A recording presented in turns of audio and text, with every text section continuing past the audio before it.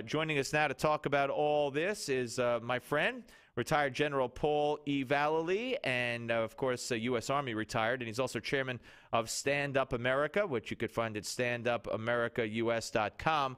Hello, sir. How are you, General? Hello, Steve. All right.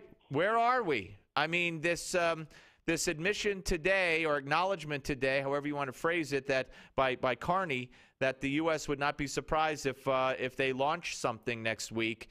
What does that tell the North Koreans? Well, I think what you have now is a higher, a bigger development, escalation of the North Koreans. They're demonstrating their small boat activity now, Steve, in the Sea of Japan, and these are much like the boats you saw that Iran had. These are small 10-man boats, but they do have a rocket capability and a gun capability. And so with that, we know there's been an upping of the submarine activity that the North Koreans got from Russia. And so with our satellites, we can watch the movements of their convoys or their missiles, and that's how we picked up the two missile transportation moves that you just mentioned. Well, so, go ahead. We're prepared. We're ramping up in Guam. The Japanese are ramping up. We're moving aircraft as well as sea vessels in the area, especially our cruisers with the Aegis, AEIGIS anti-missile system. So they're creating an envelope around South and North Korea right now. All right. Now, there were some, but this admission this statement by Carney that they expect a launch. Does that mean we would accept a launch? Now, again, it could be a test as opposed to a targeted strike attempt. But if North Korea, given all the bluster and the buildup, if they launch something next week, do you expect us to do nothing? And does this message from Carney signal that we would basically do nothing? Because then we could say, well, we expected it, no big deal. No, I think now with the ramp up in the fleet status over there and our air forces, we have a 4-star general in South Korea that works directly with the South Korean Army. So they're watching everything that goes on. Even if we didn't preempt, South Korea would. So they don't need our permission in case there's any launch from North Korea. But I certainly think our fleet and our commanders, the 4-star admiral and general that's in Korea, we have a 4-star admiral also in charge of SINCPAC out of Hawaii, which is the command and control headquarters for the Pacific. So I would think they're going to watch very carefully any kind of movement, any kind of attempted launch.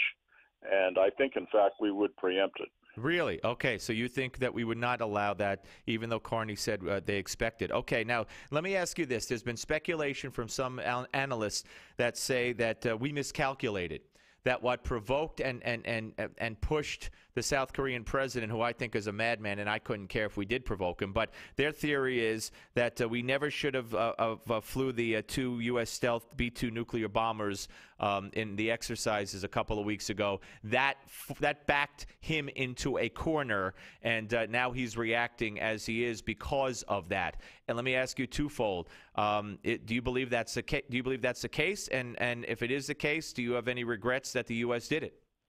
No, I don't think that's the case. That was just a demonstration of our aerial capability, which we exercise continually, especially the two exercises we do in South Korea every year, where we bring aircraft over as well as naval vessels. So I don't think that holds any water, what he said on that.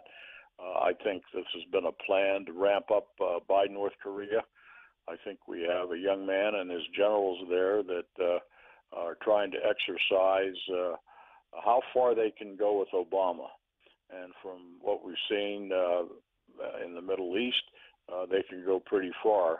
There doesn't seem to be any designated red line that Obama and the administration adhere to. So they're testing us just to see how weak we may be. Yeah, all right, but you do believe that either the U.S. or South Korea will not let that. I just want to clarify, because this is, to me, news coming out of your mouth. Will, in your opinion, will strike first and not let that launch next week take place? Well, correct.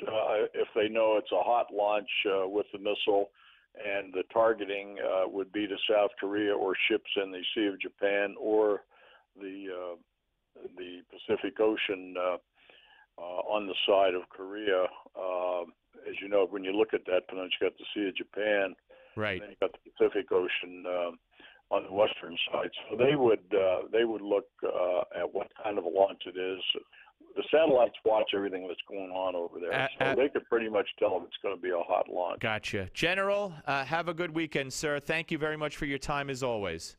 Okay, Steve. That's General Paul Vallely.